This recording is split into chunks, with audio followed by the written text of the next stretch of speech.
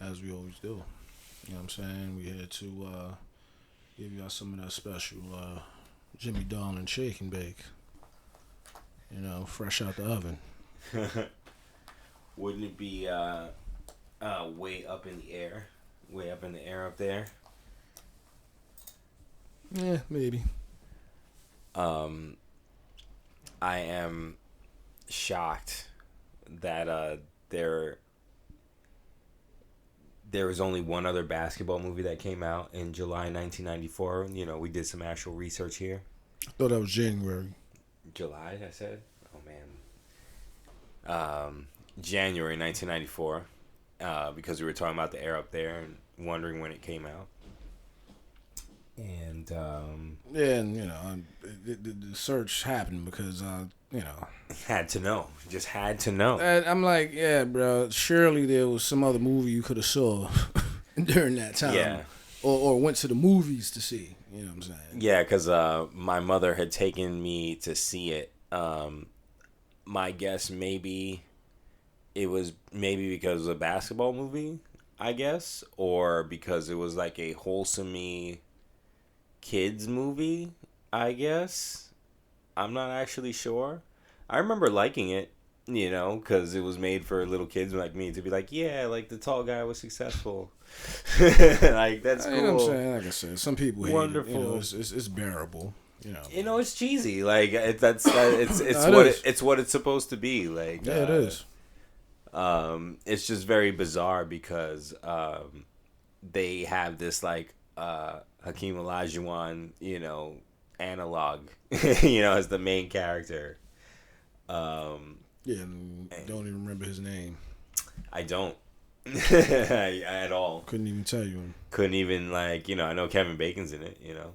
Well, yeah, And everybody knows that Kevin Bacon is in it, son. Everybody knows that Kevin Bacon's in it. You know what I'm saying? I mean, I'm getting to think that was like just the bootleg Disney life story of the dream, son. They just never said that. That's how I for a while thought that's what it was, and I forget where or who corrected me on that. But I kind of liked it when I thought it was the life story of the dream, the secret fictional life story. Oh yeah, because you know that gives it more appeal. Yeah, especially since he had won the ring. You know, not by January 1994, but like he was in the process. You know, he was tearing the league up. The original process. Yeah, shout out to what was that, Rudy Tomjanovich? Yeah, it's delightfully corny like the Mighty Ducks is, and what is it, Little Giants? You remember that? Oh yeah, of course. Little Giants. That movie's that heat. Yeah, no, that shit is hard. You know what I'm saying? Angels in the outfield. You know what I'm saying? Little Big League. What is your? I think we Major might have. League. I feel like we covered this in another episode, or maybe one of the lost tapes. But what is your favorite, like, sports, like kiddie sports movie, like that's like wholesome like that? Like Mike. Nah. Who do I make it out to? Dirk. I guess it's Little Giants. Little Giants is a good one. Little Giants, like I said, Major League is that shit too. That shit is hilarious. What's that shit? Sandlot is hard. Wait, was Major League or Little Big Leagues? Major League is the one when when he got his arm fucked up. Little Big League is the other one. When he's the manager. Yeah. Nah. I don't fuck with that. Major League all day, baby. Major League all day, baby. Yeah, my son. I think he was another one named Kevin. I think, but either way, yeah. I guess it will have to be Little Giants. I mean, you know, little Mighty Ducks is always a classic cow. You know what I'm saying? Coach Bombay. I like Mighty Ducks. And it's a super inferior sequel. Yeah. I can't think of anything else right now. Well, let us know, chat. as a quick aside in the comment section, for that sexy interaction. Yeah, definitely could use some of that. It's cold out here. I'm trying to think of ones that you didn't mention. Yeah, I'm trying to think of ones I didn't mention. I mean, we covered. Does Rudy count? I mean, that was more college, but inspirational. Bad News Bears, but that one isn't. That one is a little bit on the dirty side. Not too crazy, but it's not exactly a kids movie, even though it kind of is. What else? Shit. Yeah, I don't know. Those are ones I've seen, at least. I think I'm gonna go with The Sandlot because of all the cool Babe Ruth quotes at the end. Even though I knew at the time that he was like a crazy person and an alcoholic and all these things. Yes. But those quotes were cool and very inspirational. Right. And I just like that movie, and I like this idea that there was this monster dog that was just eating everybody's shit. That went over the fence or whatever. That was a big ass dog, son. It was. And I liked at the end that, Benny made it. Benny the Jet made it. Son, Benny the Jet. That was cool. Well, I mean, they technically both made it because dude became like a. Yeah, he was the announcer. Yeah, he became the announcer. announcer. He was the announcer, right? One of those, but he was one of those. I'm pretty sure it was the announcer. He became the announcer. Yeah. They both made it, son. Yeah, because they loved baseball that much. Like it's about the love of the game, So he made it out the hood. You know what I'm saying? We all good. With all that said, welcome once again, one more time, 64 times, 86 times, 94 times, back to the slums of East Williamsburg. It's been a while. Given that we were trying to hit a schedule and then life got in the way. But here we are. And, I've been smart to, save those episodes I've been releasing. So we're pretty much still on track to give you full transparency. Yes.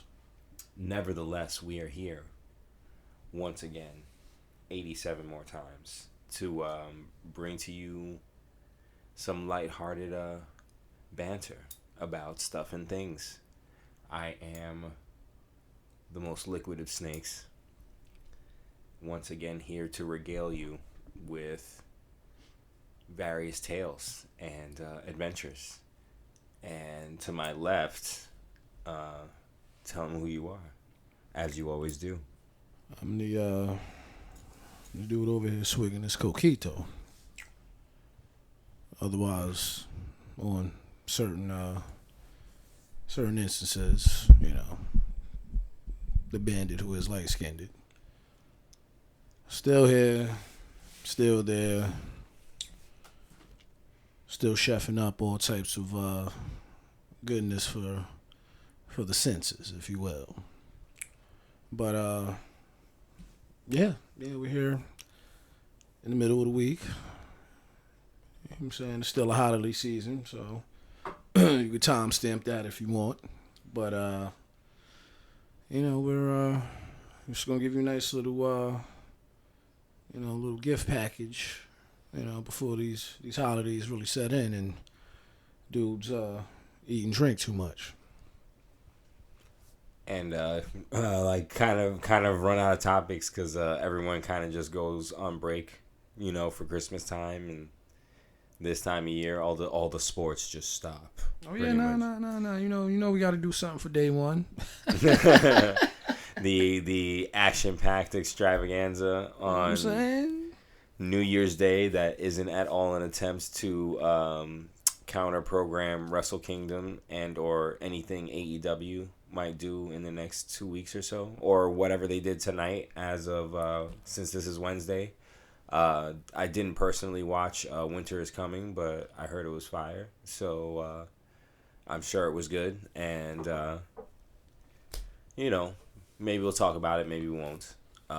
We'll see. But yeah. In the meantime, we're gonna talk about some other things.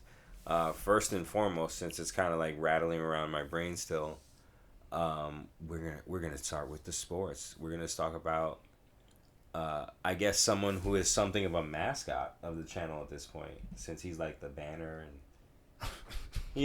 has mad videos about him and shit. Like, yeah, like, boy, if we ever have somebody that hates us, he'll probably be him first. I don't know at this point.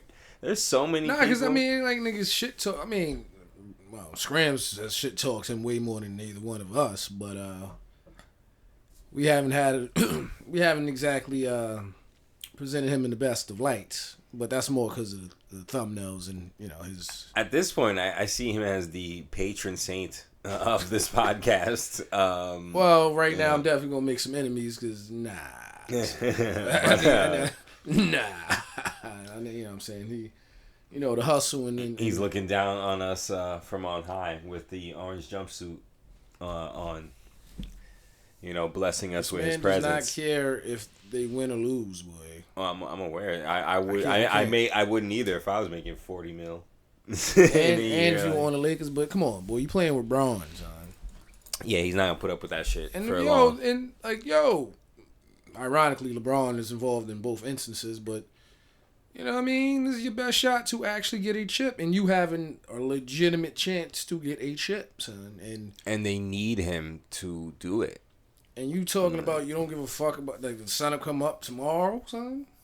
Boy, you ain't Annie, nigga. What the fuck out of here, son? Like, I would be pissed off if LeBron can't be mad because he bought this nigga here, son.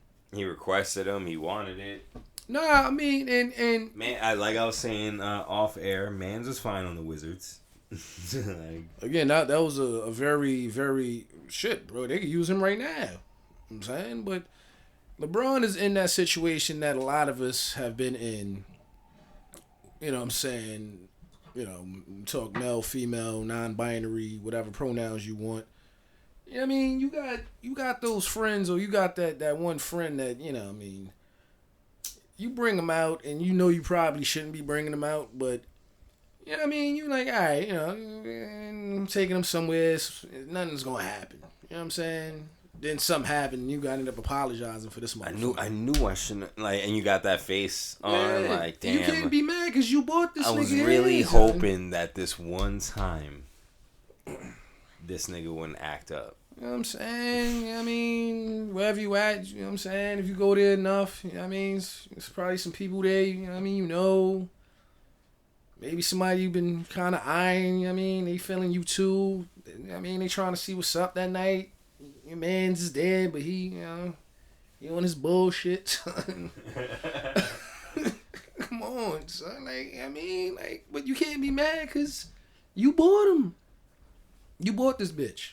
You know what I'm saying? And you've been paying for his drinks all night, so that's why he's acting so crazy right now. I mean, but see, that's the problem, because, sometimes it be on that bullshit, but that's just the motherfucker that drove. Son. I mean, we've been to a couple of birthday parties that was like that, but yeah, Hollywood Braun, son, you gotta blame himself for this, because he's administered some of that splinter ooze, son. And I guess for context, the reason why we bring up the Lakers situation, besides the fact that it's been fairly heavily discussed around the basketball space, the basketball universe. Oh yeah, I'm sorry. They are a very provocative team.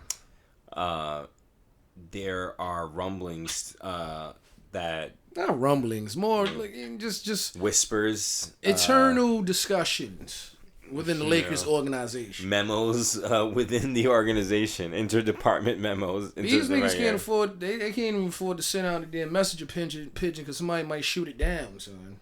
And intercept the secret messages, son. Well, apparently someone did shoot the pigeon down because there are reports coming out of the Laker organization that if they could, because at least they're realistic on this one, they would trade Russell Westbrook after what has been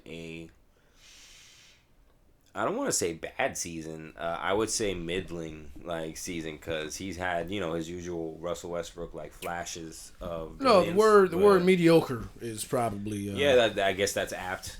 Not quite up to par. You know what I'm saying? And again, like you said, given the situation he's in with one of the best playmakers to ever play the game, I thought that perhaps I keep giving this. Wait, now Westbrook is not one of the best playmakers ever played, but No, I meant Braun. oh, okay. I'm just had to make sure. So. Yeah, no, I meant that in being in that situation that maybe, just maybe, he would embrace his destiny as the off guard or the scoring guard, and just be the super energy, hard to stop bullet that team needs. And he could play make a little bit, he could do a little bit of everything. That's great. See, look, he could do all that if he was a much better shooter, then yeah. But his claim to fame is almost kind of what LeBron's is scoring wise, which is just truck as many motherfuckers as you can, and nobody's gonna stop you from getting to that rack. And then he may pull up and shoot that strong ass mid range. So, I don't get it, bro. This dude has really no touch, son. But what I'm saying, his inside layup game is real. So I think part of it is also you've been spoiled by being in situations where you didn't have to worry about being a shooter. Yeah, exactly. You could just slash, be the elite slasher that you are, and again play make some, and then on your bricks, your West bricks, in your forays to the basket that didn't end in a call, then you get those rebounds. So it looks like you're this amazing rebounder. And yeah, he gets rebounds, but he also steals it from his teammates. Some of these are phantom numbers. This has been discussed before. And so off air, we were deciding or trying to figure out if the Lakers could somehow put this man on the market, who would they trade him to, and for whom, and how, And so we had to really rack our brains to how to crack that scenario. Now they're gonna trade Westbrook for a good 20 piece with fries. To where? Don't matter. Don't matter. They gotta get something back. Don't matter. You know what I'm saying? They gonna trade this nigga for an H4, son. Nah, he's worth at least 2 H4s. You know what I'm saying? I mean, again, I threw out Orlando earlier. They have various pieces that they could afford to give up, being that both Cole Anthony and who's that? Jalen Suggs are looking, real nice. So Westbrook just Westbrook for maybe Markel Fultz, excuse me, and somebody else in the pick maybe, but I also threw out a trade with Minnesota, and you bring D'Lo back to LA. That would be real interesting. Oh yeah, definitely a Dallas move, because Dallas doesn't seem to know what the hell they're doing right now anyway. So Westbrook seems to do very well on teams like that. So he doesn't seem to do well on teams that have some sort of goal, or some sort of team that is actually of some real contention. He's good on teams that are just floating. You know what I'm saying? They may be in the playoffs, they may not be. He wouldn't give a damn one way or another, but Dallas would be a nice little fit for him, maybe. You know what I'm saying? Unless somebody can swindle him back to OKC for some picks. I guess, but again, the scenario keeps coming up. Like, man, he would be good on Dallas because he's a guard that fits what they need. And then I feel like I'm just getting kind of swindled again, in some way. That it seems that is the case. Like every time he goes somewhere, even though I still maintain, as I did off air when we were talking about this, that he should have stayed on the Wizards because there was promise there. Yes. And he kind of he gets away with being inefficient there because the rest of the team is better at that than he is. And he still gives them the points and he still gives them the playmaking and all that. Yeah. And it allows Bradley Beal to continue to be the main threat and get his shit off because he excels where Russell does not. Here, it's just kind of like, all right, we added him for star power and then didn't account for the fact that he doesn't do pretty much all the other guard shit you need him to do. Well, I mean, no, you bring him on the Lakers for these times that LeBron has been injured. You know what I'm saying? Because you want him to be able to carry the load while LeBron is gone, or shit, just when LeBron ain't playing. But he hasn't even been doing that. Well, and then as we've talked about in the past, for players of his ilk, then he's gonna have to be the sixth man and just lead the charge.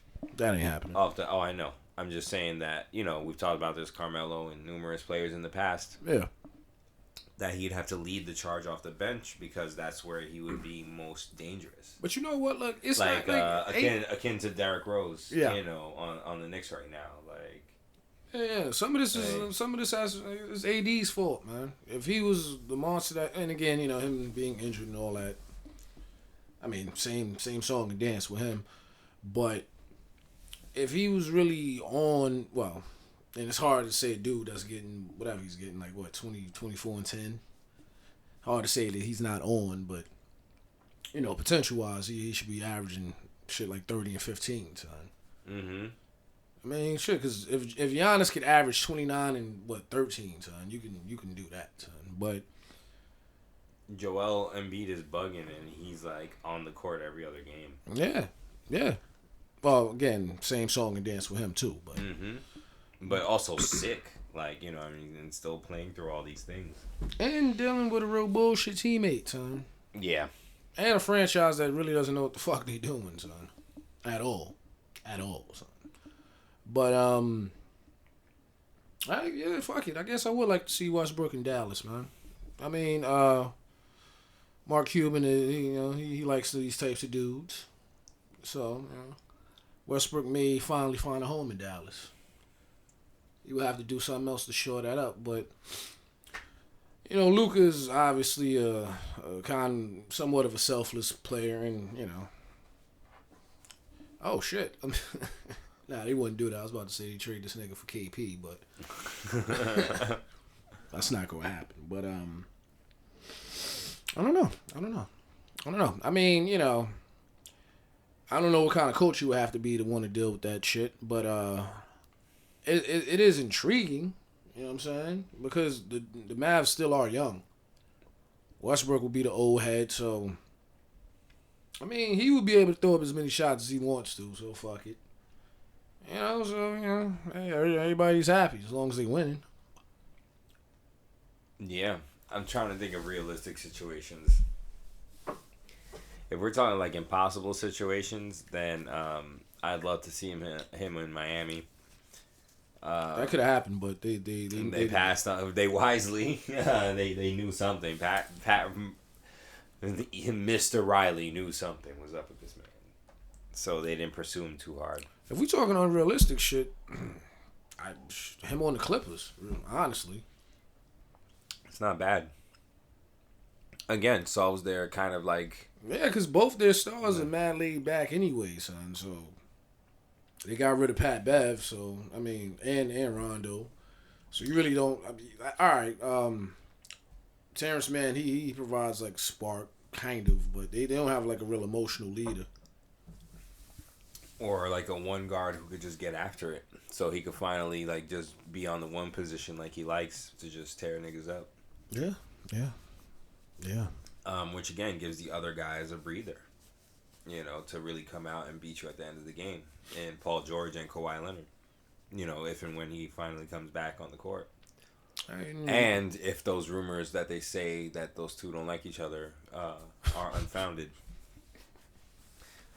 Oh man! So we'll see. Again, the Clippers curse once again. I would have normally my go-to team for this before would be the Phoenix Suns, but now they are not only a contender after they've been ripping up the league. They have things going on.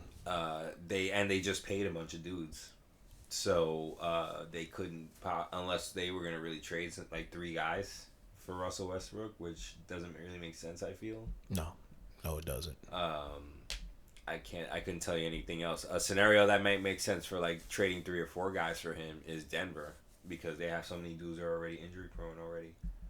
So why not just spin the roulette wheel until Jamal Murray comes back, and then you can still shift Russell to the number 1 position. Again, I'm not saying that that's feasible. I just would like to see that. No, I'm not. Could you imagine him with a real? And I'm not saying Bron is not a real playmaker, but like again, with Jokic, son, like he throws the whole fucking dynamic off, man. Honestly, like I would not want to poison the well with him. Like that, you be fucking. All right, him well up. let's keep it 1,000 again. Like I don't want to disparage Russell Westbrook. He's a top 15 player. But he has to be in a very, very, every situation we can rattle off, maybe with the exception of Sacramento, he's poisoning the well. Yeah. Unless again he finds that right coach that I don't know finally is able to get to him in a way that other coaches were not able to. And that's why I named a bunch of squads that really ain't going nowhere no time soon. You know what I'm saying? Yeah, I get that. Because I don't see a contender trading for this dude, son, at all. Unless some Again, Dame probably will not want to play with this dude, but, like, CJ going down is almost that catastrophic, son. You know a little bit, yeah. So, like, but something along those types of lines, but I don't see that happening. So, because... Alright, he can go to Detroit, but they're trying to rebuild some shit. So so it doesn't make sense to get him. You know what I'm saying? Memphis ain't gonna want nothing to do with him. Toronto won't. Like the only person you would trade is probably Van Vliet, but they're not getting rid of him. Yeah, and OG. Just swindle. That's it. That's all. Yeah, that would be the swindle for the Lakers. Definitely, they got OG. No. Well, OG or Freddie soon. They ain't gonna do that. Nah. And actually, with Freddie, since they just paid your man, like the contracts aren't that far off, are they? Now we're going coast to coast, it boy. The Nets is going to send Kyrie to the Lakers. We're going to reunite. We're going to reunite the big 3 from OKC in Brooklyn. Oh my God, the ultimate move right there. Now, if that happens, then we really do got to do the 3 the hard way, son. Finally, it's a sign. That's the fucking ignition right there, son. But yeah, I don't know. Nobody wants Westbrook, bro. Which is a real shame. And the Lakers are stuck with him. But again, like it's a shame, but it's a situation where like, what system do you put him in, and who do you really put around him, son? I don't know, because again, I think again he can become one of the greatest shooting guards of all time if he just learns how to play that position.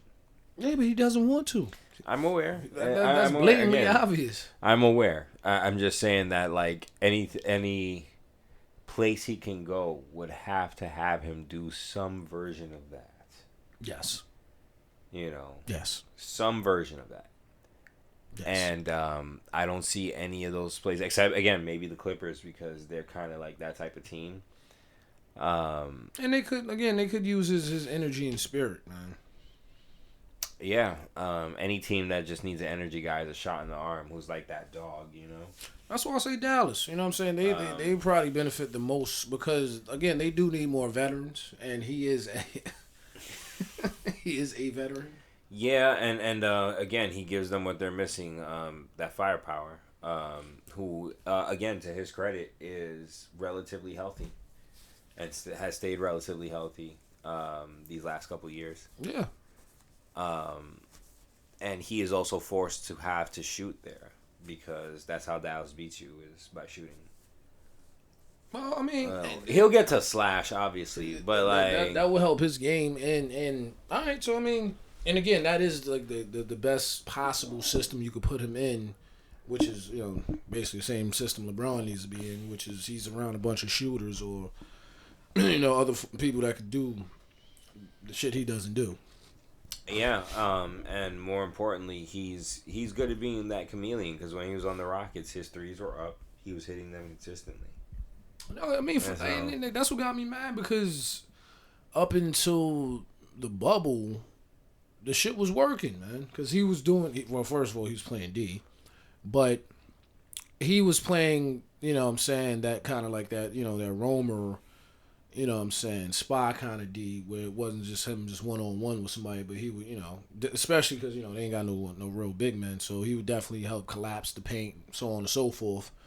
But he was doing everything else that they needed him to do and giving them that energy while still getting his numbers, though, It was working, man. And I'm like, all right, the beer kind of fucked that up, but whatever. I don't blame him. Me neither. They did what they had to do. Almost made it. Nah, he saw the writing on the wall, man. He's like, niggas really can't win with you, son. You my man, but I can't win with you, bro. I just can't fuck with you. I'm sorry. It's yeah, over. I can't think of any other squads offhand. I guess we could do our usual, well, the Knicks should get him, but... No, it's not. Well, that's the old usual. Yeah, we're not going to disrupt that equilibrium right now, though. And again, they had an opportunity to get him, but, cooler heads prevailed. Yeah. So we'll see what happens. I would, again, be astonished if they traded him, because what is that, like 4 teams in 5 years or whatever it is? Yeah, he's been around the block a couple times. Yep. So we'll see what's good with him, or we'll see if he gets his shit together and maybe he finally gets the ring with good old LeBron, Hollywood LeBron. Yeah, it's looking pretty bad. It is though. Unless he, I guess, develops the mid-range jumper out of nowhere. Or just gets the hottest hand from 3 from here to June? Sure. Why not? Yeah, I'm saying, boy. See, they should have put him in Space Jam. Gotten those powers. Yeah, man. And shit, AD was in it, so I'm saying. So guys, let us know where you would trade Russell Westbrook if you absolutely had to and must have to, and try to get maximum value for him to save your team, to save him from killing your team. Again, I want to emphasize that we don't hate Russell Westbrook at all, despite the fact that we are very critical of him on this channel. But I feel like that's a lot of people. I feel like a lot of people just want him to succeed because he is such a really good player. No, he is. He just gets in his own way. Yeah, man. It's disappointing when he just does dumb shit. And again, I am not a millionaire athlete or any of that. I'm not gonna pretend to know what it's like to be him.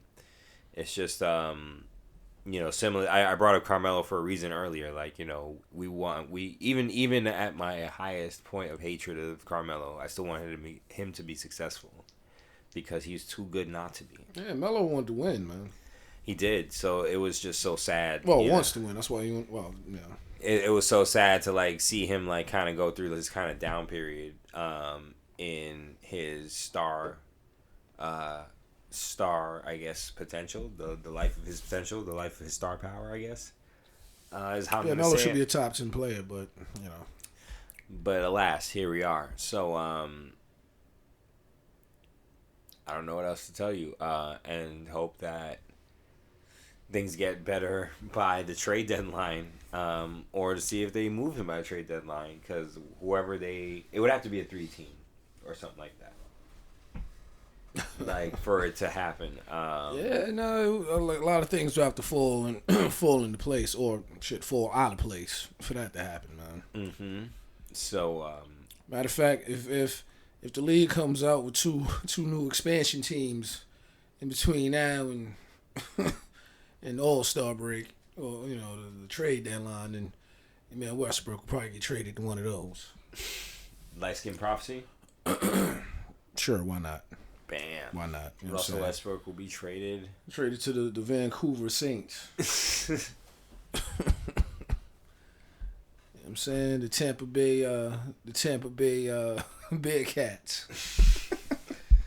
Wow, I'm sure he'll make an impact on in Tampa Bay. Yes. Speaking of Tampa Bay, your man AB's, well, he's been up to, I guess, his old school antics, but his hijinks. His suspension is about to be up, and that suspension being for providing what seemed to be a fake, bootleg, whatever you want to call it, vaccination card. Even though he was actually vaccinated, but there's a lot of things that don't make sense about that man. You may be able to describe him as crazy like a fox, but he does a lot of dumb shit. Either way, the Buccaneers are trying to decide on what's the proper movement for brother AB, and can't say it's a sad story because he's been up to this shit for quite some time now. My thing is, if he gets released, which, people say certain shit, but we'll see if they really live up to that. Bruce Arians said that there was a zero tolerance policy in regards to brother AB. So we'll see if they really live up to that. They probably won't. Brother Tom Brady has been rather silent on this one. I don't blame him. That's another situation where it's like, boy, you bought this dude here, son. You promised. Can't even say nothing, bro. But if they do release him, and he never plays another damn down football again, this man has had one crazy ass career, both statistically, historically, and asshole wise. And not to mention, at the end of all of it, dude still got a damn ring, son. So, we'll see what happens with that. But yeah, outside of that, I think we have a rather, we had what was that, 267 over the weekend? 269? 269? No, that's the January shit, right? Yeah, so it's 267. Yeah. Basically, Charles Oliveira and Dustin Poirier, who got choked the fuck out. Well, I guess that's my analysis of that fucking match. Got choked the fuck out. Big upset with Julianna Pena beating down Amanda Nunes, who had been on quite the streak. You know what I'm saying? You could say. With that one, it was a situation of Amanda, I guess letting the ego get in the way. I don't know, but I won't say she let it happen, but she allowed herself to get hit a little too much instead of using a much more well balanced attack, especially since again in the first round she took Julianna down pretty fairly and kept her there for a little while. But either way, congratulations to the new champ. You know what I'm saying? Other fights. Can't wait for that run back. Yeah. We'll really see what's up with that. All other fights were pretty alright. Sean O'Malley knocked this dude out. Holly and Paiva. Yeah. Yeah. Yeah. Um. Yeah. No, I mean, like I said, it was it was overall a pretty good card. Nothing too crazy, but we got a lot to look forward to with these next couple of ones too. Especially Francis versus Gon. That'll be nice. And That's gonna be crispy affair. yeah, some real hard hitting, hard edge action. Imagine he was they were secretly getting trained by the same guy because they like share a coach. Yeah, they were sparring partners. So like imagine like the coach coaches one during the day and then he coaches the other one at night. He pulling his Paul Heyman shit. And they find out he's like, no, I'm on your side. I'm on your side. So that'll be ridiculous because that means he would have to run half cage for like the whole fucking match. You know what I'm saying? So you got to run to one side, then run to the other side, and then just have his assistants. All right, just read from the script, and then he runs to the other side, changes clothes. Yeah, man. Nah, he don't change clothes. He just changes his hat. Exactly. Actually, no, it'll be easy since they're both technically champions. Yeah.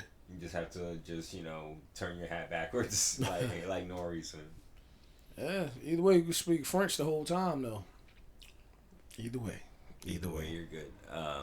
That's gonna be a killer fight. Who do you think's gonna win that?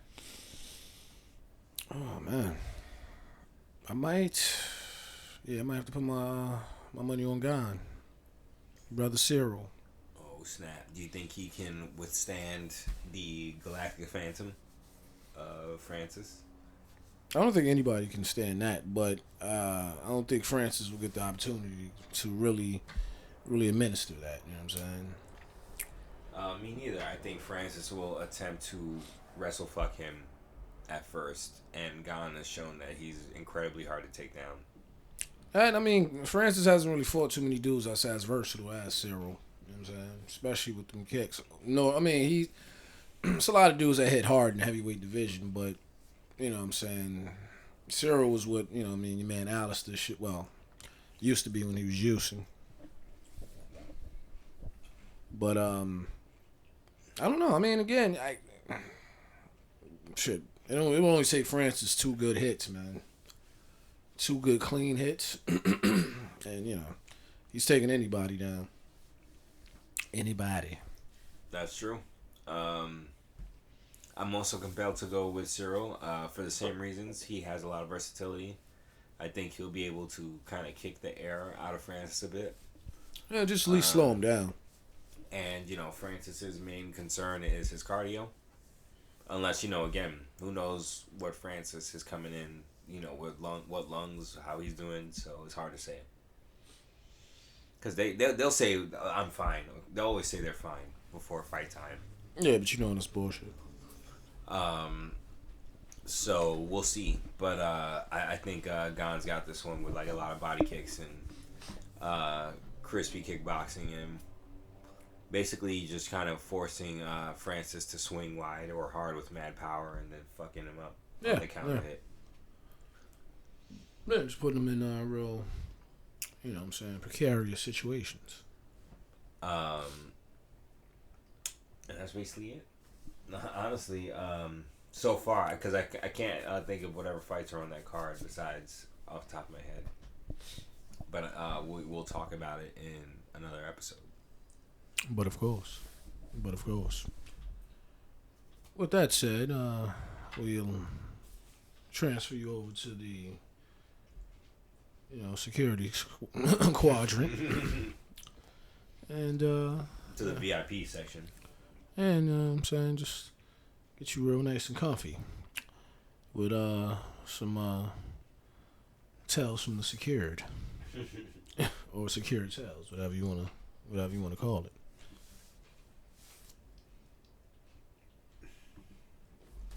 I don't know. It's funny, like, a lot of my tales are just often people getting mad at me. Yeah, honestly, like. I mean, that's a big part of the job. Telling you guys the story about Lee was great because that was a funny one, at least. I'm saying, It's also a lot of the damn job. Mm-hmm. The job. Yeah, no, you know what I'm saying? You have things that are funny. You have some shit that's sad, but... Well, I have little ones like, so I guess I could do maybe like a hodgepodge of them. One that comes readily to mind because it was always funny. I don't think I told this on the last one. With the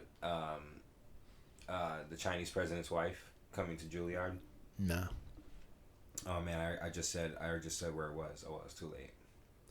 They can't sue me. It's fine. If they are, I don't got nothing to sue them. I ain't got no money, nigga. Oh, that they did fire you. So yeah, I don't give a shit.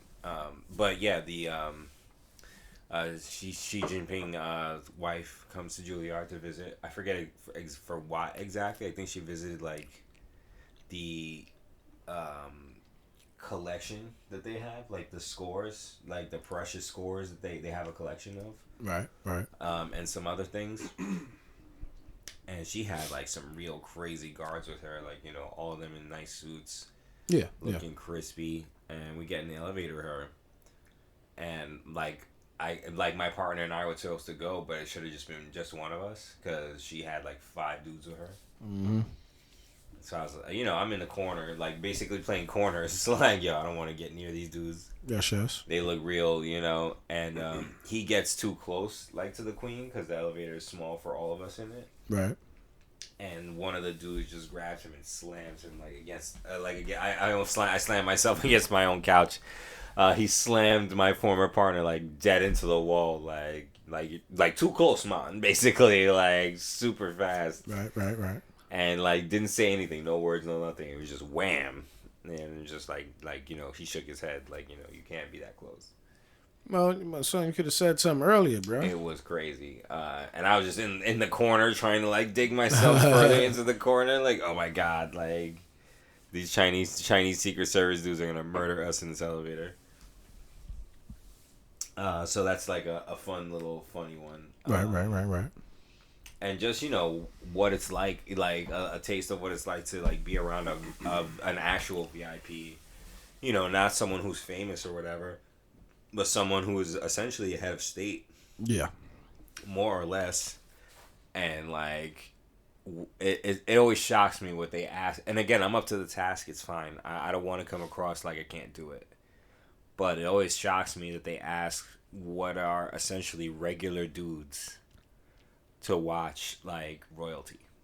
Like what are we gonna do if some shit happens? If someone tries to kidnap you, they'll just shoot me. Oh yeah. They don't give a fuck. No, and like, anybody that's trained, any security guard will tell them like, yo, you're not the cops, man. You know what I mean? If shit happens, bro, you're still a civilian, so you ain't supposed to be out here acting like you John McClane. So. You know what I'm saying? Nah, fuck that. Nah, damn that, son. Fuck that. I'm flat-footed, son. Yeah, no, I mean, you have that till, one time when I was doing this midsummer white party for about, I don't know how long, maybe like half an hour, I had to be, this dude Joel Embiid's fucking personal security. So.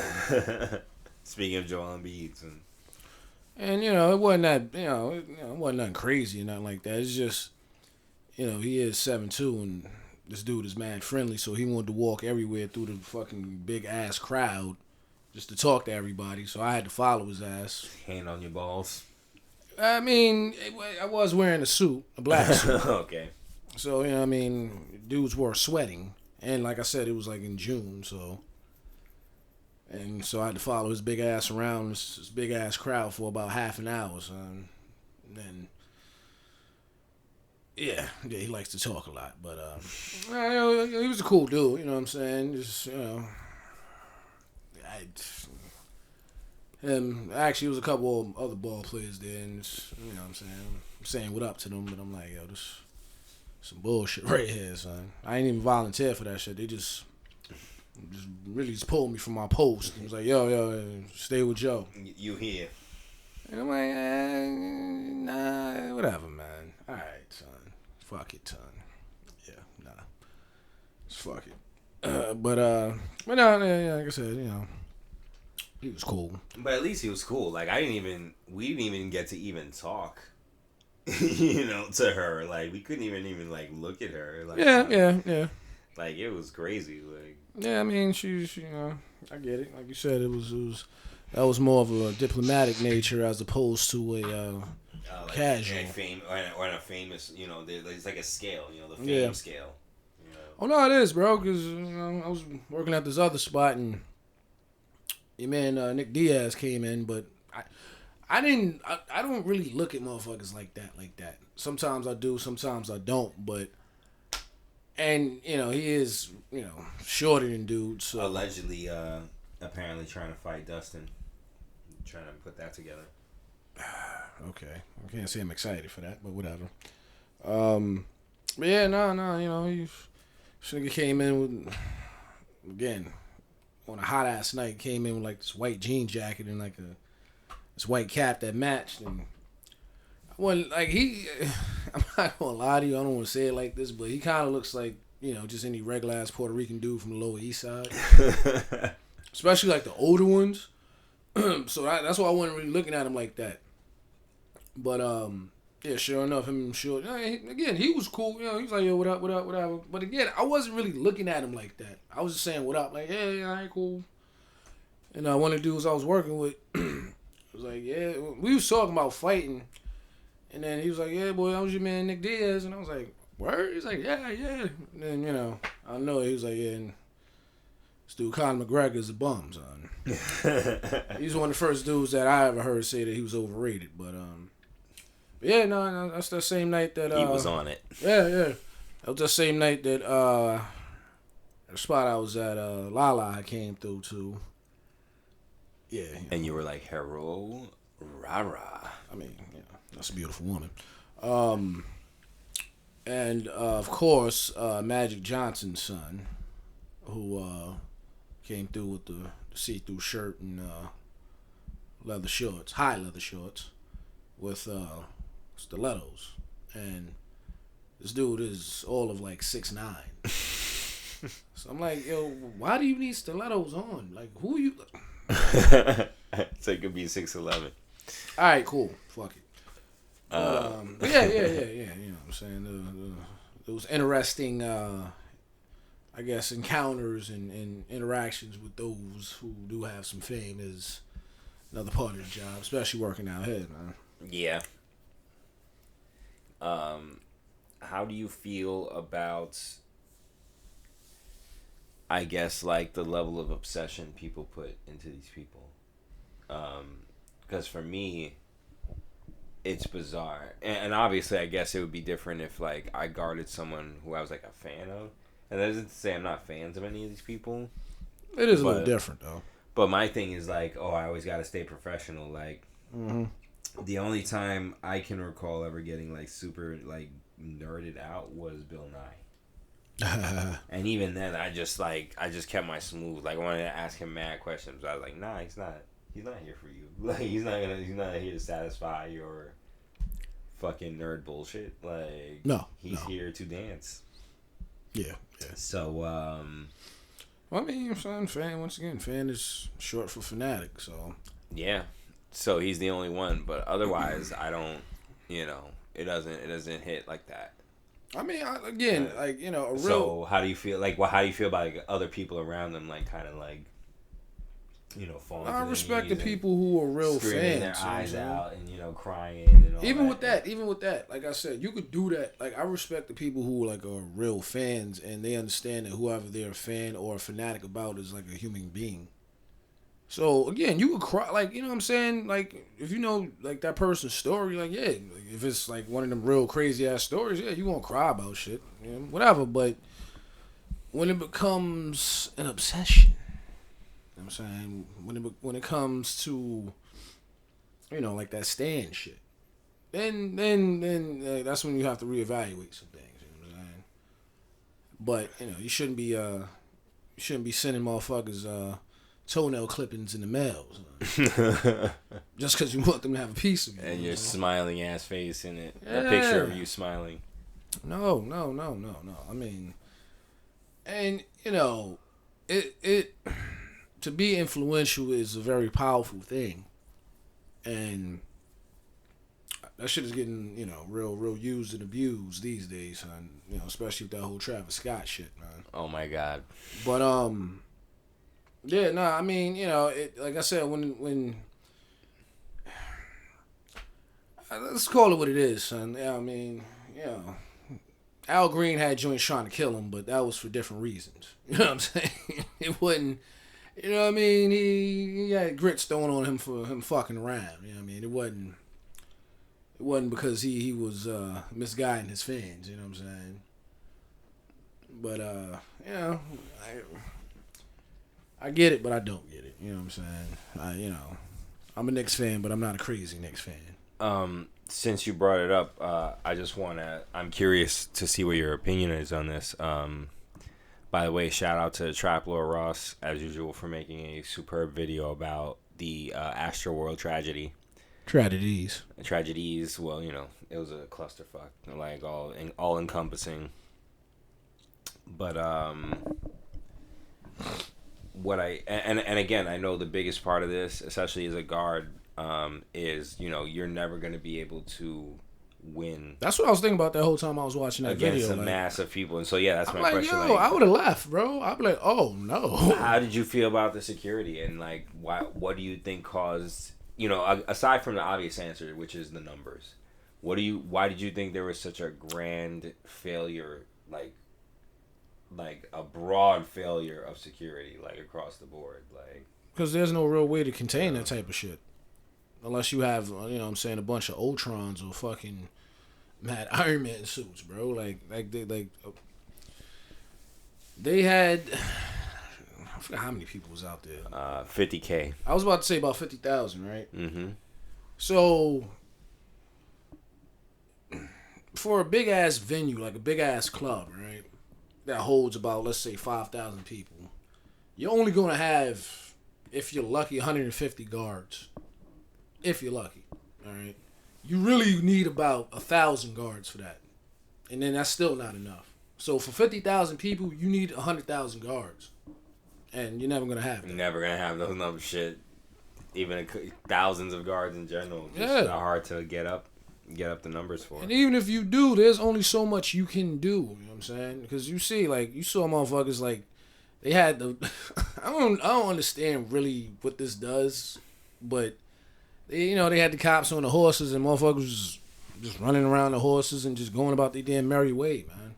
Yeah, they sent an ambulance into the crowd, and then the ambulance couldn't get out. So it just had to end up leaving. Yeah, because it couldn't get to the people that was going into the crowd to help. And people were dancing on the ambulance because Travis Scott didn't stop performing. And then Drake came out. And then Drake came out at the end after people were dead or trampled to death in the crowd. The show must go on. And then in the apology video, he fronted like, "Oh, I didn't know." Bro, there was a fucking ambulance in the middle of the crowd. That he acknowledged, he's like, "Yo, let that ambulance through," blah, blah, blah. Like, yo, come on, my nigga. Like, you know what I'm saying? Like, come on, son. It was insane. So again, if you guys want a nice retrospective about that ridiculousness, that security failure, that was Astroworld. Look into it. Trap Lord Ross is the name of the video that I'm referencing, but I'm sure there's hundreds, if not thousands, of videos by now on it covering that subject. Yeah, it's been a pattern of tragedies when it comes to this dude's shows, man. Yeah, and what he encourages. R.I.P. to the victims, of course, and I don't want to say thoughts and prayers because now that shit is whack. Like, it doesn't mean anything. No. I feel for the families. Like, I guess that's it, but... Yeah, one of them was a little kid, man.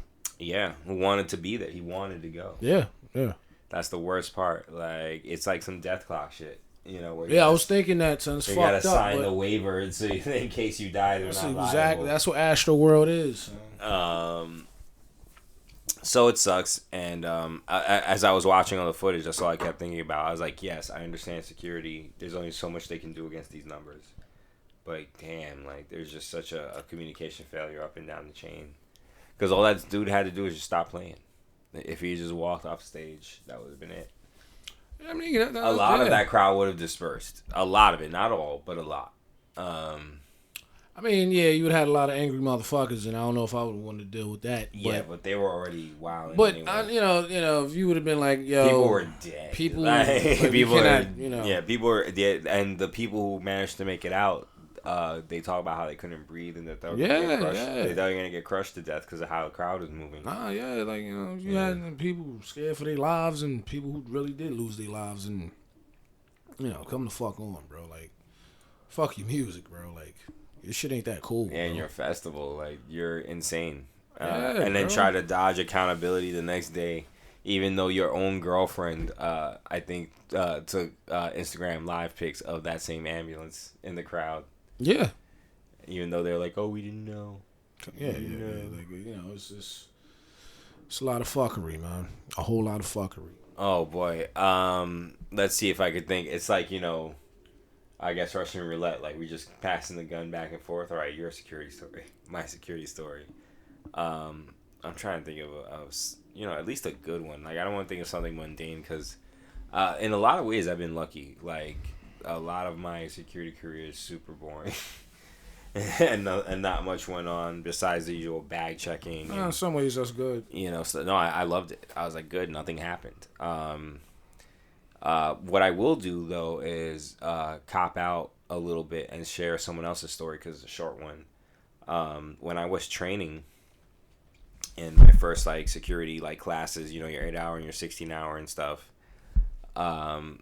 I went to Harlem for it, and in East Harlem, so it was super budget, but it was informative, man. They helped you pass the test. It was great. Right. So the instructor was this nice lady whose name I sadly forget now. Super nice though, and her stories that she gave were the first one was a simple one where you know, it's about being ready, right? Especially if you're like a front desk guard or at a job that is like, you know, quote unquote easy. Yeah, be alert. You know, you just gotta be ready. And so the first story she talks about how you know, it was a guy she knew and was just working his normal desk job or whatever, chilling. And a guy walks up and I think he asked for the name of someone who worked there or something like that. Oh, and the guard's like, yeah, no problem. You just have to sign in. Right. And so the guy who comes in is like, all right, no problem. Like, let me just get my pen. And he goes into his bag, pulls out a shotgun, and blows the desk guard, like, away, like, with smooth motion. Like that scene in American Psycho, same scene where he asked him for his pen and he pulled out the gun and he shot him mad times. Wow. It was that. Like, it was wild. I was like, oh my God. And she's like, yeah, I always tell that story. Like, just always watch them. You know, no matter what, always watch them. Second story is a lot more hilarious because it didn't end tragically. Where, you know, again, a friend of hers who was working the desk, he worked in some important, like, magazine or, like, something, some businessy type of place.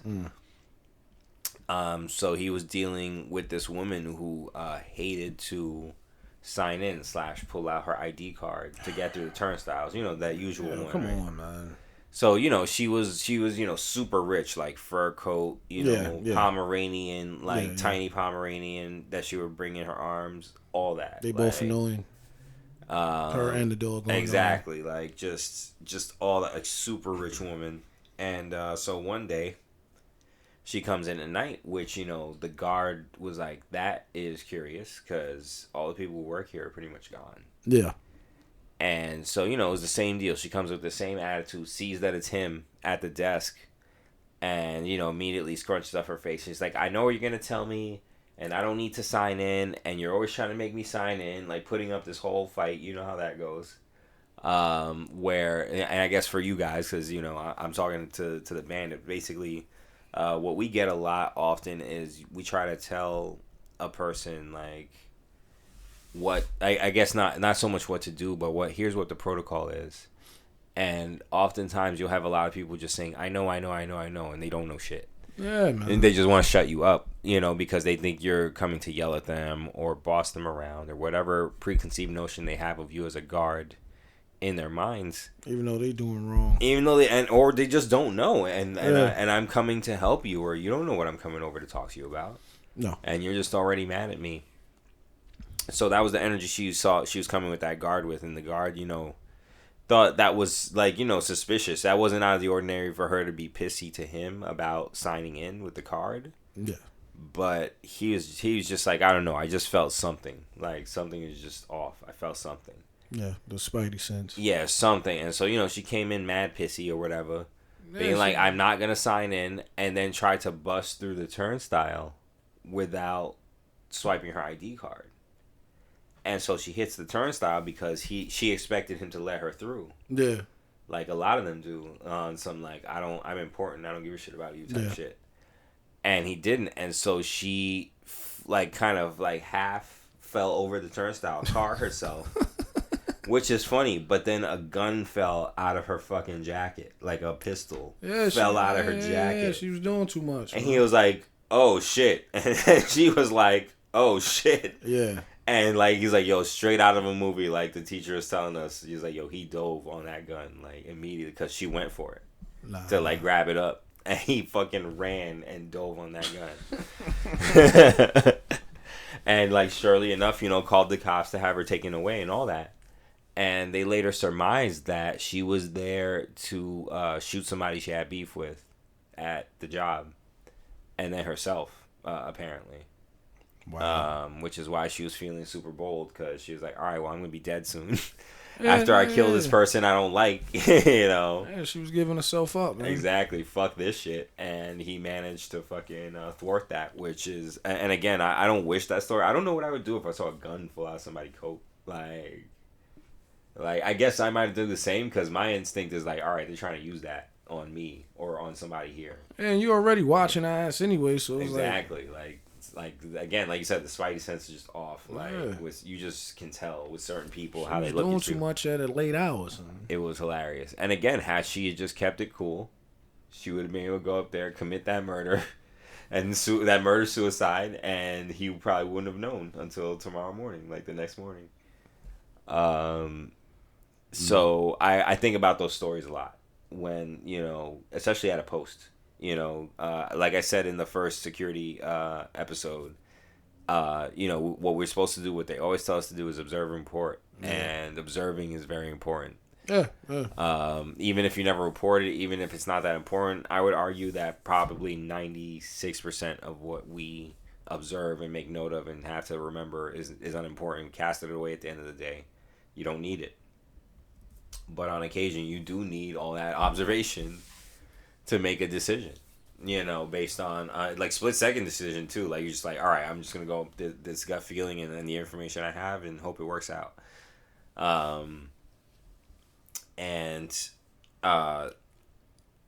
don't know. I can't stress the importance of that. I mean, I guess I could stress the importance of that in general in life. To observe, maybe not so much report, but it's important in our line of work to be ready for that type of stuff. And those two stories keep me grounded for that, because it's easy to get lax, especially if your job is easy, or if you're at a post just sitting at a desk not doing much, shit like that. And I don't know, I don't want my brains on no office wall, is all I'm saying. No, if I can help it, Yeah, just as best you can, controlling your environment. You know what I'm saying? That's that helps both in work life and life. You know what I'm saying?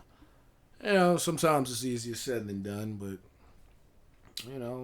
that's where the observation comes in, and the foresight. You know what I'm saying? A lot of it is being able to have that field vision and you know what I'm saying, some kind of understand the situation, and not necessarily wanting things to happen, but being like, all right, I see these elements, so this probably is going to happen. Just that's what it is, man. Understanding shit and stopping it before it happens. Yeah, I see the future. I have a story, but I guess it's your turn now. It happened to me recently. This one I'm thinking of, so don't worry about me losing it or anything. No, you seem to be on the roll, son. By all means. This one isn't too crazy, but it's exactly what you just talked about in terms of like seeing the future. Yes. And hoping that that's not how things are gonna be. Yeah. But then they are. And I'm gonna keep it fairly vague because this is my current workplace, so I don't want to throw anyone under the bus or anything like that. But the situation, I get called up to the venue, like the mezzanine of this venue that I work at, and the complaint I got was that somebody threatened somebody, which I take seriously. Again, as I said in part 2 of our renowned series, which you should go watch if you haven't watched. Don't forget to like, share, and subscribe, and do all the YouTube-y things. Yes. Real quick aside. But as I said in part 2, being a guard is really about that. Is about like these scenarios and figuring out how to deal with like these explosions that you have to willingly walk into. Pretty much. I think I said something to that effect in episode 2. I kind of remember. At any rate, I go up to respond to this threat. The other thing I also mentioned in episode 2 is that I take the safety very seriously part of security, like, because God forbid something like serious happens to somebody, and that's on me. I couldn't live with that. And again, it's not so much about accountability or guilt or, oh my God, I got to cover my ass. Like, it's just the humanity you feel for somebody. Yeah. Like, I've seen people get hurt and faint and have issues that happened to me today as of this recording. Like, I had to call EMS today for somebody at the venue, and luckily, he seems to be all right, but that shit is scary when you see like 4 paramedics like working on somebody. Yeah. So I get up to this mezzanine to see what the situation was, and the lady that said she was threatened was white and was with 2 other white folks in one row, sharing a row with a black couple. I recognize this black couple because part of my job is to make sure that people are keeping their masks up during the show. So I have to be like in the show watching people. Like, there goes that observe and report part. Like, yeah. So and to make sure they're not recording and all that other security stuff. So she tells me the whole story, saying that these people threatened her, the black couple threatened her because they wanted them to keep quiet, the couple. And again, I don't want to really make this about race, but what I find in my experience at this show is that white folks, particularly white tourists, want to get the story of the play. Whereas black folk and black tourists and of all kinds, they are into the music and the experience of the play, if that makes any sense, right? Yeah. So we often get these kind of like frictiony conflicts where, again, white folk, whether secretly or overtly, will complain about black folk next to them because they can't concentrate on the show or whatever. But you know what that means. We don't want to sit next to these black folk. Like, pretty much is what that means. Yeah, not always, but enough of the time where you're just like, I know what you're on right now. So I approach the situation sympathetic towards the couple because I'm like, they probably didn't threaten anybody. They probably got tough a little bit, and these white folk were like, oh my God, they got gully with me. Yeah.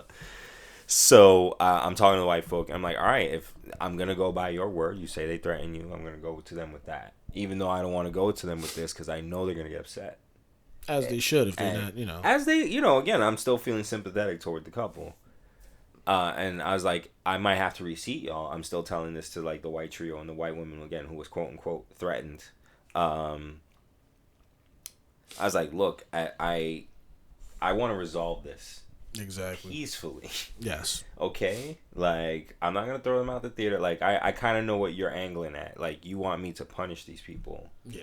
For having a good time in the show. And yeah, you're right. They're not supposed to be singing and carrying on and whatever. They're supposed to respect the play. But shut up. Like, it's how I but shut up, though. Yeah. Because I've been in here with y'all, and I've seen people who are louder than them in this place, and it's within acceptable. You know, exactly. Like if it gets too crazy, then I'll step in, but I don't feel the need to. So whatever. But I was like, I'll move y'all though. And now they're suddenly bickering me. Well, our seats better not be bad. Our seats better not be bad. Our seats better not be bad. I was like, look, I'm just a guard. Like I don't make those decisions. Yeah, I have nothing to do with that. I'm just trying to resolve this situation because again, you literally told me these people threatened you, which exactly. Again I take very seriously. As you should. So I go over to the couple. It's a man and a woman. The man stepped away to the bathroom when I first showed up. So I'm trying to talk to the girl. Yeah. About what's going on. And I was like, hey, I always lead with this when I'm a guard. I was like, hey, I have been told, or they told me, or whatever it is. The reason I'm here is because I have been told that you threatened somebody. Yeah. And I've been trying to replay this in the days since to see if I said it in the right way or was my energy off or I don't know. You know what I'm saying? Was I too stern? I don't know. Assessing the situation, yeah. I was like, they say that you threatened them. And she's like, who? And I point them out. I was like, they say that you threatened them. I'm trying to figure out what went on between you guys, if anything. Yeah.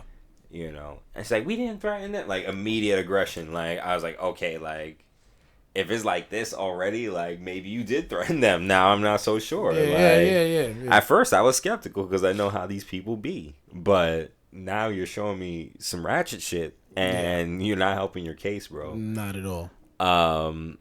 So I'm trying to just kind of wade, to keep the story short, I'm just trying to wade through all this aggression and wildness or whatever.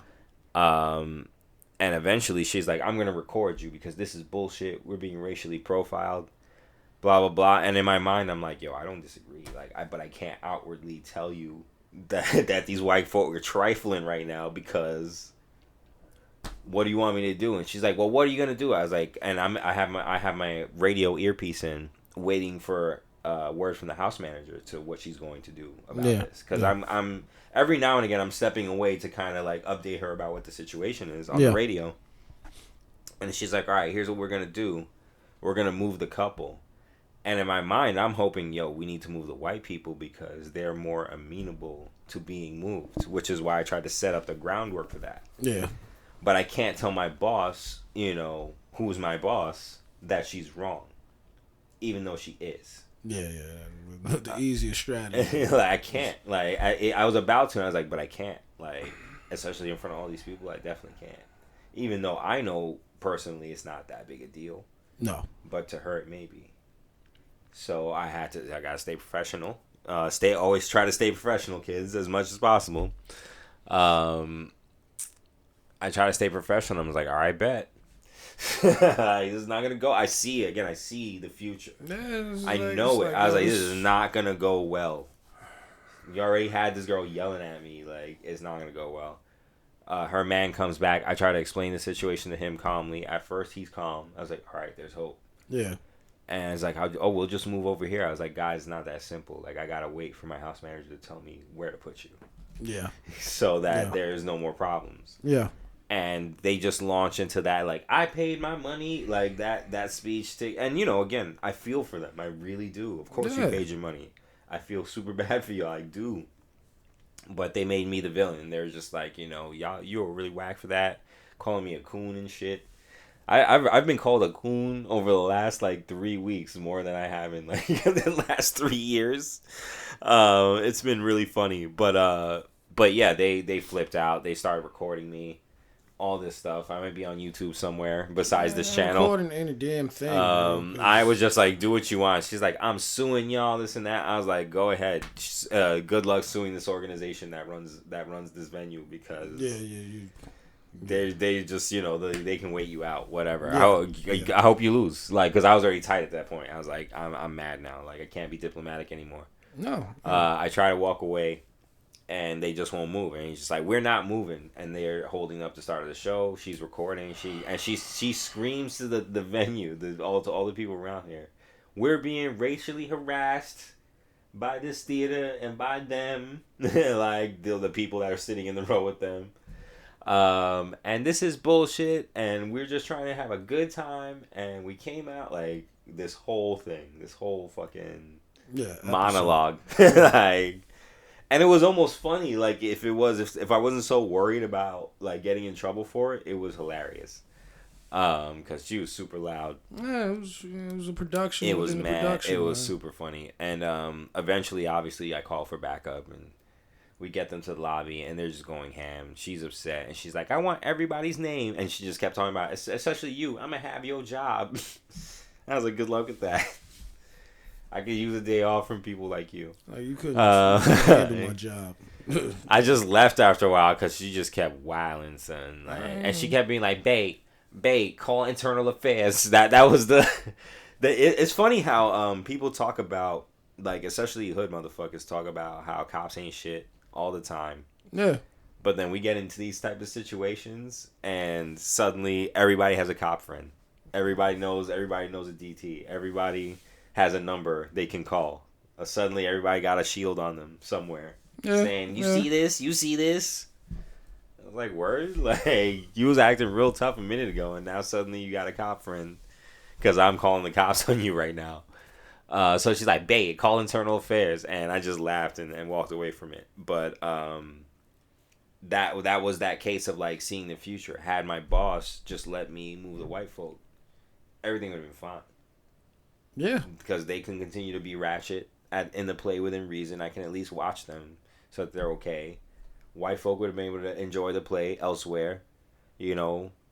And I'm more inclined to believe that there were threats issued given how they acted.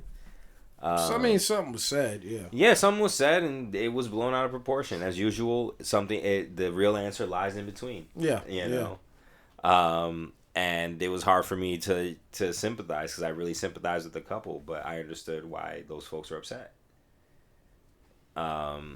Given how loud she got, especially, and all the things she was saying. So yeah, should turn into something. I knew it was gonna explode like that, especially the moment she started yelling at me. I was like, oh no, like if I try to move these people, it's just gonna be why we gotta move, why we gotta move, why we gotta move. That was her. Why we gotta move. I mean, honestly, in that situation, I'm not telling the manager they wrong, but I'm like, yo, listen, there's gonna be problems if I do this or if I try to do this. In hindsight, that's the only thing I could think of that I should have at least attempted. Nah, because I'm like, yo, are you sure? Because if I do this, it's going to make things worse, truthfully. Mm-hmm. Are you sure? Because there's going to be problems. Are you sure? I'm telling you right now. And so they ended up having to be escorted out and all that. But we could have skipped all that. Didn't have to call the security that's above me. Yeah. That deals with this stuff, that can actually touch people. And it was a whole mess. And I was like, see, I knew it. I knew it was going to. And I didn't want this to happen. No, honestly, I wanted them. Whatever they yelled at me, however mad she got, I wasn't even mad at them. I wanted them to enjoy the show. I don't want to pull people out of anywhere. Don't want to approach people about dumb shit, especially seats or or nothing serious really happened. And so that was that story, and I guess I wanted to tell it. I guess this is like, I'm telling them lessons I learned in the job, in the line of fire. Lessons on the battlefield. It's some shit, man. People are animals. Not everybody, but enough, enough of them. Well, you know what I'm saying. We've had motherfuckers pissing on the wall and. Oh God, yeah. You want to tell that one? I mean, there's no real story. There's no real story. That was we were both together for this one, working together that night. Just the rare tag team booking right there. Just dudes got too drunk, and instead of either going to the bathroom or going outside, he was in the corner pissing, man. And it's not as if I'm saying this spot was, it was a lot of like dark areas in the spot. I mean, in fact, the damn walls lit up, so it wasn't like you could hide and piss. But yeah, people smelled it too. Like they could smell it. Yeah, and this is somewhere where I'm saying there was a bunch of couches and shit. And then dude snitched him out right away. So I remember that guy's pissing. Loud. That guy's pissing. Yeah. You know what I'm saying? Because I kind of like I saw him over there. And I was approaching him anyway, but dude was like, "Yo, he pissing," and he was asleep before. Yeah, and I was worried about him because I knew he was like passed out, like drunk asleep, and I was like, I hope he's okay. He did a lot of sleeping and stumbling, man. Yeah. And it's another situation where he's probably trying to go back to sleep because he laid back on the couch and he kind of busted his ass, and he thought I was trying to help him up, and he trying to, give me the piss hand to help up, and I'm like, nah. So, he thought it was funny too, like he was laughing about it. Yeah, I'm glad he did. So I yanked his ass up and just casually carried him the fuck out. So I'm like, nah, bro, you good, son. Nah, I'm not. Take your piss infested hands. Your piss drenched hand elsewhere. Fuck out of it, son. Because if he was doing that, there's no telling how much he was in there stroking his meat. Son. Who knows? Doing all types of weird shit. Who knows? He was in there with a bunch of crazy Africans. And, you know what I'm saying, the crazy individuals in general. But, I was that spot, man. That shit is funny. Do you want to talk about that spot a little bit, I guess, because to close it out, because we worked there together? Not that anything super crazy happened there with us besides us catching the vid. That was the most eventful thing. I don't even know if that's where I caught it, but I'm sure that's definitely where I caught it for sure. I mean, spotted. It was what it was. It wasn't that big. Like I said, it had some nice light up wall shit. They threw parties in there. You know what I'm saying? Nah, you know what I'm saying? It was one of those where, especially when I first was over there, we had to tell motherfuckers to put their mask on when they was coming outside, which was like, yo, why? It was... Things were still new. Yeah. People were still figuring it out. Yeah, but, outside of that, you know what I'm saying? It was... If that spot is still open, I would be surprised. I'm not gonna lie to you, because they. Me too. Honestly, it's one of those decent, even though Super was on it, the huge guard we worked there, for context audience. I don't know if he wants you throwing his name out there like that, but whatever. He's Super. Alright. He's Super. There's a lot that's so common. You know what I'm saying? Like, yeah, but it's a small world. Yeah, imagine he's like, yo, I heard you throw me out there on the podcast. And I was like, yo, you listen to us? How? I didn't tell you about us. Got ears everywhere, man. Either way, he was good about checking IDs, but there was a lot of fake IDs thrown at us, and our boss at the time didn't care. No. That's part of the reason I'm not saying where this place was, whether it's open or not. But yeah, like, they didn't give a shit, so we had to really let all these young chickens in the spot because they wanted their money. And this is one of the few places that was freshly open coming out of pandemic when, was it Cuomo who signed that? Or Schumer? Whoever signed that executive order, or the mayor. Whoever said it was okay to fucking resume, limited indoor dining and drinking. Yeah. June, whatever that was, 13th or whatever that was, or July 1st. I forget when. Everything blend. Time is blended together into one feverish long day to me at this point. But anyway, that was summer, and this place was crazy, and I definitely for sure got sick there. Because there's just a lot of folks just fucking rabid to get out and be somewhere. Yeah. Anywhere, desperate like that. That's what the spirit was in the air in like those first 3 weeks or so. People were just trying to be in places. They didn't care where it was, how much the drinks cost, who was there, nothing. They just wanted to be out. People just driving around aimlessly looking for places to be. It was crazy. And I guess to keep up the theme of security lessons, I learned.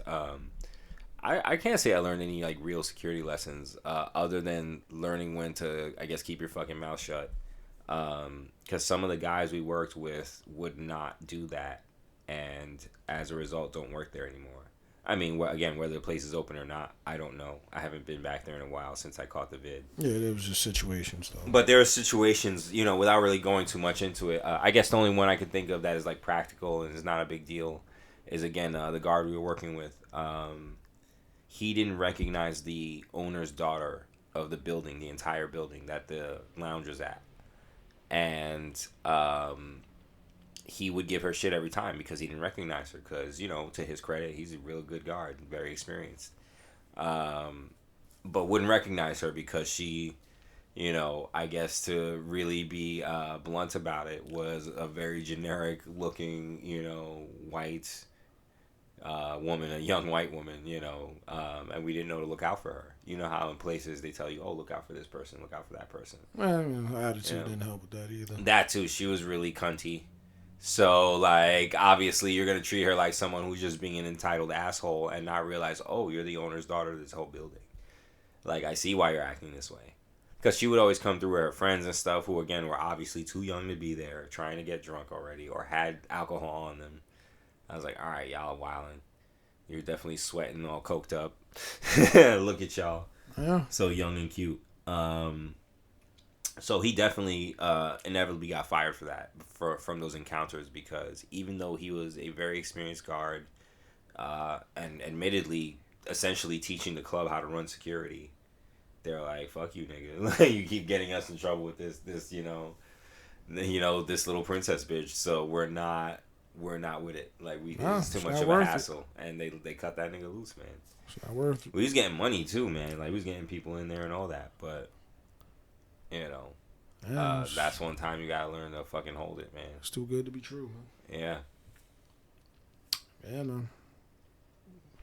Yeah, man. Like I said, with that spot, it was a nice switch up as compared to other spots I had been to, but ultimately, the biggest thing I got there is better safety measures, because they damn sure had some stairs in there that quite a few people would bust their ass on. I forgot about those. But and they're expecting super drunk people to somehow navigate slick ass little stairs like that. Yeah, but much less all these girls in like tiny high heels, like super stiletto high heels and shit. Seen a lot of asses get busted on them stairs, man. I mean, on the bright side, at least we got to pick them up. Well, sometimes. If I can get to them in time, more times than not, they be so damn embarrassed. But I definitely caught a couple of them out at the Sky. Like, happened to be near them, and you just see them go, and like, oh shit. I'm just thankful nothing crazy happened, because a lot of people fell and like their glasses were full. I mean, their drinks and shit were full with them. So yeah, or their titties would pop out. Well, I mean, that just happens in general. Yeah. There's a lot of loose fitting tops. Indeed, especially again coming out the pandemic, you trying to fuck everyone in sight. Oh no, they had outfits stacked up and waiting. Yeah, exactly. They had prepared for months in advance, for those weekends, man. That's just sweaty ass weekends. Rainy day ass fucking Memorial Weekend. So I don't know. You have any other tales to wow and astound them? I gotta like now really go back in my memory and like look for the interesting like ones and write them down. Like, I got quite a few, but I'll save those for later. I came out swinging with Lee, man, because that shit was funny as hell. Yeah. No, I mean, me too. You know what I'm saying, and that's why I like keeping this up, because it definitely brings back some shit I forgot about. I guess maybe I'll tell the Bill Nye story next time, even though there wasn't much to it, but it was cool to like see him in person. He's definitely taller than me somehow. It's wild. Yes. Stay tuned for Bill Nye. So yeah, we'll see. In the meantime, I guess stay tuned for, I don't know, what we're gonna do next time. Wrestling? Nah, it'll be a new year. We'll try to do because we did last year. We did Inside at the End of the World around this time last year. Right. So maybe we want to do another one. That'll be the next snake pit. More insight. More Inside at the End of the World, where we get flagged again for unknown reasons. I'm saying, well, hey, if we get flagged again, I mean, we're doing something right. True. Someone's listening, even if it's just bots. Yes. Well, tell them where they can find you. They can find me on the corner of Parsons and Hillside Avenue. Swigging on a smoothie. Nah. Soon a smoothie. Thinking about going to going to the movie theater, talking to the Piff clans. The Sour clans. That'll be Bandit _Light7 on the gram. That being the Insta. And stay tuned for those those posts. I usually make one tonight, but I usually post up when we're recording and what I'm saying, whatnot, just to let y'all know what it is. You know what I'm saying? What it is, what it's gonna be, and how it's going down. And for me, I've been the liquid snake. The snake of most liquidity. Yes. You can find me on the corner of 225th Street. Yes. And White Plains Road. Yes. I haven't stood in that corner in a while. But you can find me there, I guess, sometimes. Eating a slice. From Frank's Pizza, which no longer exists. Yes. R.I.P. Frank's. Shout out to you. You're probably long dead in the ground. So R.I.P. to you, my guy. If not, you are ancient. I hope you're still alive, Still kicking. Someone making pizzas for you now. Yes. In Italy, maybe. Yes.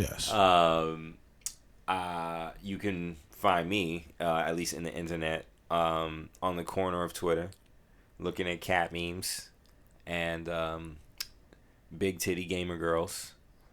And all types of ill shit. And all types of, ill shit that helps you mitigate the cancer that is the true lifeblood of the Twitter universe. Yes. You can get at me at Shining_Brizard. Or no, Shining Brizard. There's no underscore. What am I doing?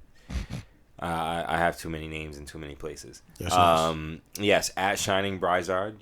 Feel free to compliment me with all your love and how much you love the things I say. And totally agree with me and tell me how right I am about everything all the time. Or just call him an asshole. That too. I'm more used to that. That's more my speed. Yes. And I guess that's it for now. We'll see y'all next week. Happy holidays, because this is like Hanukkah time right now. Christmas, Hanukkah, Kwanzaa. Yes. And we'll see you next week, my guys. Stay tuned. I guess I don't know. I keep saying stay tuned. That's totally like a relic from like our childhood. Tune in for the stay. Exactly.